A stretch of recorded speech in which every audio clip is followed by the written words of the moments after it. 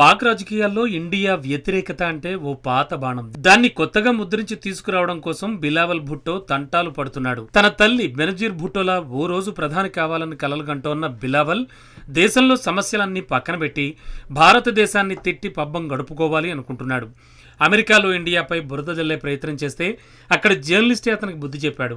భారత ముస్లిం ఆర్మీ అధికారిపై చేసే ఆరోపణలకు సమాధానం లేక చేతులెత్తేశాడు. కొందరికి తత్వం బోధపడే వరకు అలాగే ఉంటారు, మారనే మారరు. అలాంటి వారిలో ఒకడు పాకిస్తాన్ మాజీ ప్రధాని బెనజీర్ భుట్టో తనయుడు బిలావల్ భుట్టో. ఎప్పటికైనా పాకిస్తాన్ ప్రధాని కావాలని కలలుగనే భుట్టో సందర్భం వచ్చిన ప్రతిసారి ఇండియాను తిట్టి పాపులర్ ఫిగర్ కావాలని చూస్తూ ఉంటాడు.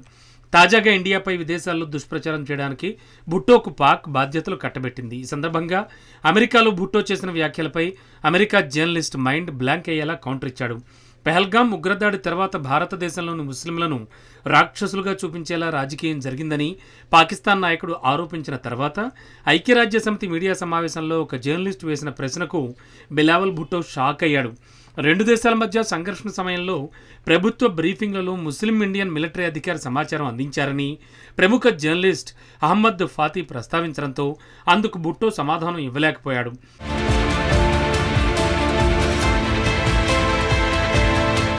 భారత్పై నిరాధారమైన ఆరోపణలు చేస్తూ అదే పనిగా దూషించాడు. భారతదేశంలో ముస్లింలను రాక్షసులుగా చూపిస్తున్నారని భుట్టో ప్రకటనపై అహ్మద్ ఫాతీ కౌంటర్ ఇచ్చాడు. సార్, నేను రెండు వైపులా బ్రీఫింగ్లను చూశాను. నాకు గుర్తున్నంత వరకు భారతదేశం వైపు బ్రీఫింగ్లు నిర్వహిస్తున్న ముస్లిం భారతీయ సైనిక అధికారి అని చెప్పారు. ఇది కాదనలేని సత్యం అన్నారు. ఆపరేషన్ సింధూర్ సమయంలో భారత వైఖరిని స్పష్టంగా వివరించి దేశానికి కల్నల్ సోఫియా ఖురేషీ ప్రేరణగా నిలిచారు. తర్వాత ప్రశ్న అడిగే ముందే భుట్టో కొంతసేపు జోక్యం చేసుకుని భారతదేశంపై విపరీత ఆరోపణలు చేశాడు. మొత్తంగా ఐక్యరాజ్య సమితి తమను దేకడం లేదంటూ నిన్న కామెంట్ చేసిన భుట్టోకు తాజాగా అక్కడ జర్నలిస్టుల నుంచి సైతం చేదు అనుభవం ఎదురైంది. వివాదం తర్వాత భారతదేశం ప్రపంచవ్యాప్త ప్రచారాన్ని ప్రారంభించిన తరువాత పాకిస్తాన్ కూడా విదేశాలకు ప్రతినిధి బృందాలను పంపింది. బిలావల్ భుట్టో ఈ ప్రతినిధుల్లో ఒక దానికి నాయకత్వం వహించాడు.